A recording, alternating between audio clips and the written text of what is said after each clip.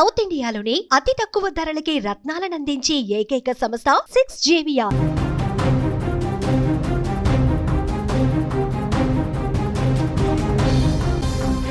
మీ ఫోన్కి అకస్మాత్తుగా ఒక ఫోన్ వస్తుంది.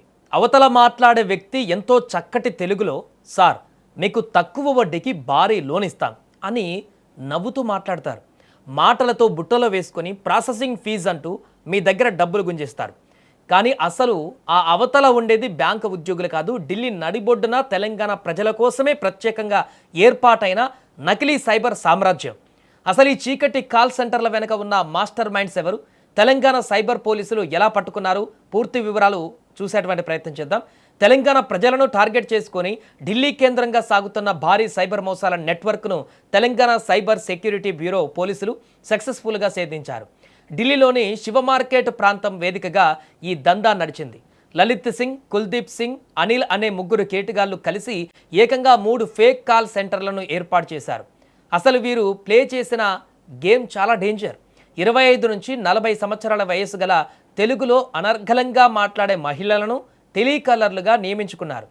అరెస్ట్ అయిన వారిలో హైదరాబాద్, జగిత్యాల, మహబూబ్ నగర్ వంటి ప్రాంతాలకు చెందిన యువతులు కూడా ఉండడం ఇప్పుడు గమనార్హం. తాము బజాజ్ ఫైనాన్స్ ప్రతినిధులమని నమ్మిస్తూ ఆకర్షణీయమైన రుణ ఆఫర్లను ప్రకటించేవారు. లోన్ మంజూరు పేరుతో ప్రాసెసింగ్ ఫీజ్, వెరిఫికేషన్ ఛార్జీలు, డాక్యుమెంటేషన్, బీమా ప్రీమియం అంటూ రకరకాల పేర్లతో బాధితుల నుంచి డబ్బులు వసూలు చేసేవారు. డబ్బులు తిరిగివ్వమంటే బెదిరింపులకు దిగేవారు. అయితే తెలంగాణలో నమోదైన ఏకంగా 22 సైబర్ మోసాల కేసులతో ఈ నెట్వర్క్ సంబంధాలు ఉన్నట్లు గుర్తించిన పోలీసులు పక్కా వ్యూహం పన్నారు.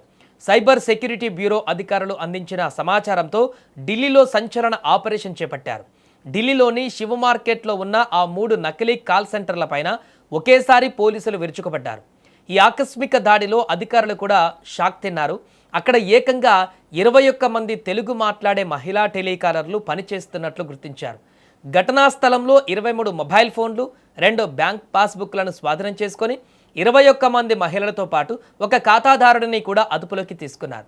అయితే ఈ భారీ సైబర్ సామ్రాజ్యానికి అసలు సూత్రధారులుగా ఉన్న లలిత్ సింగ్, కుల్దీప్ సింగ్, అనిల్ అప్రమత్తమై పరారయ్యారు. ప్రస్తుతం ఈ ముగ్గురు ప్రధాన నిందితుల కోసం ప్రత్యేక పోలీసు బృందాలు గాలింపు చర్యలు తీవ్రతరం చేశాయి. ఇక్కడ మనం గమనించవలసిన విషయం ఏంటంటే, కేవలం ఒక చిన్న లోన్ యాప్ లేదా ఫేక్ కాల్ సెంటర్ మోసం అనుకుంటే పొరపాటే.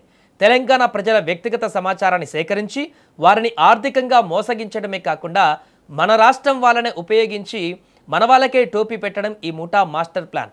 తెలుగు బాగా మాట్లాడే అమ్మాయిలను రిక్రూట్ చేసుకోవడం వల్ల బాధితులు తొందరగా నమ్మేలా వీరు ప్లాన్ చేసుకున్నారు. తెలంగాణ సైబర్ సెక్యూరిటీ బ్యూరో తీసుకున్న ఈ తక్షణ చర్య సైబర్ నేరగాళ్లకు గట్టి హెచ్చరిక అని చెప్పవచ్చు. ఎలాంటి కొలెటరల్ లేదా తక్కువ వడ్డీకి లోన్ ఇస్తామంటూ వచ్చే నకిలీ కాల్స్ పట్ల ప్రజలు అప్రమత్తంగా ఉండాలి. గుర్తు తెలియని వ్యక్తులకు మీ బ్యాంక్ వివరాలు కానీ ఆధార్ నెంబర్లు కానీ అస్సలు ఇవ్వకండి. ఒకవేళ మీరు కూడా ఇలాంటి సైబర్ మోసాల బారిన పడితే వెంటనే 1930 టోల్ ఫ్రీ నెంబర్కి కాల్ చేయండి లేదా నేషనల్ సైబర్ క్రైమ్ పోర్టల్లో ఫిర్యాదు చేయండి అంటూ పోలీసులు సూచిస్తున్నారు.